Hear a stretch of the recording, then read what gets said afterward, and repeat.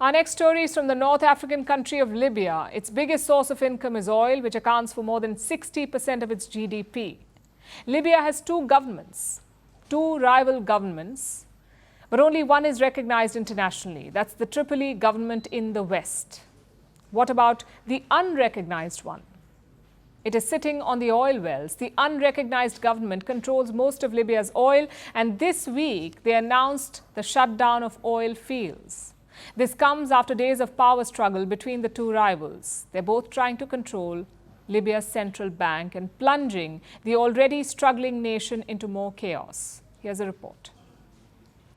Libya has a lot going on. Territorial divisions, political turmoil, financial and security instability. The North African country is struggling to recover. And its only hope is its oil. Libya is oil-rich. It produces 1.2 million barrels per day. More than 1 million are exported to the global market. This is a solid source of revenue for the country. But this week, this too is at risk. Libya is shutting down oil fields. Well, not Libya, so to speak. Its eastern-based government. You see, Libya remains divided between two governments. On the one hand, there's the government based in the capital, Tripoli. It's led by Prime Minister Abdulhamid Dbeibah. Then there's the rival administration, the unrecognized government in the eastern city of Benghazi. It is backed by military strongman Khalifa Haftar. So the eastern government is not internationally recognized. But it has the military support. And guess what? It also has the oil. Most of Libya's oil fields are located in regions controlled by the eastern government. This week, their head, Osama Hamad, took to social media, and he rattled the nation. The Libyan government declares a state of force majeure on all oil fields, halting oil production and exports until further notice, and calls on all competent authorities affiliated with the Libyan government, each according to his position and responsibilities, to put this matter into effect urgently. The Benghazi government has not specified the details about how many oil fields will be closed, if this will apply to all terminals and oil facilities as well, and for how long. But it's expected that 90% of the country's oil fields will take a hit. Tripoli says that the oil fields should not be shut down under flimsy pretexts. The UN is trying to resolve the matter, and the US is backing the efforts. But the Benghazi government remains undeterred. Now, while most of the oil fields may be controlled by the eastern government, the oil revenues are managed by the central bank based in the capital. The bank has long been independent of the two rival governments. It is also a vital source of income for the country. For days now, the two governments are fighting over the bank's leadership.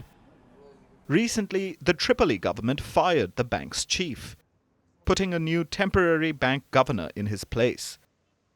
Violence erupted, and so did anger. This unilateral move irked the Benghazi government and plunged the central bank into crisis, affecting banking functions across Libya.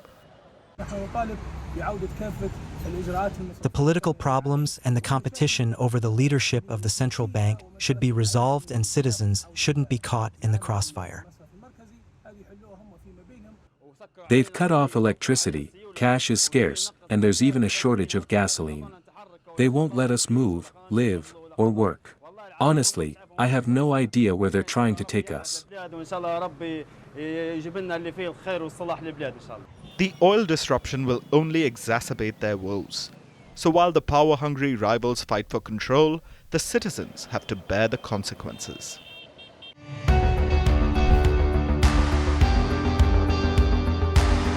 Across continents, one powerful news source. Bringing you diverse perspectives on the issues that matter.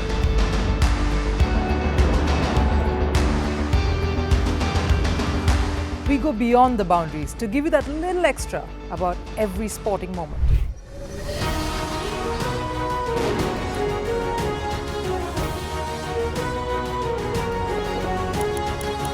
So thank you for making Firstpost 5 million strong. We're counting on your support, and you can trust us to bring you the news unfiltered and unvarnished.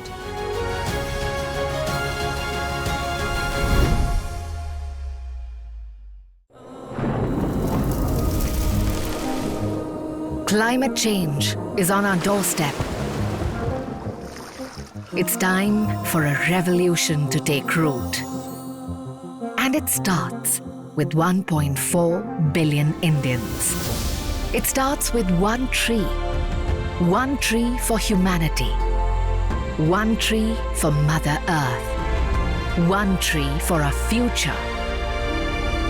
Project One Tree, a News 18 network initiative.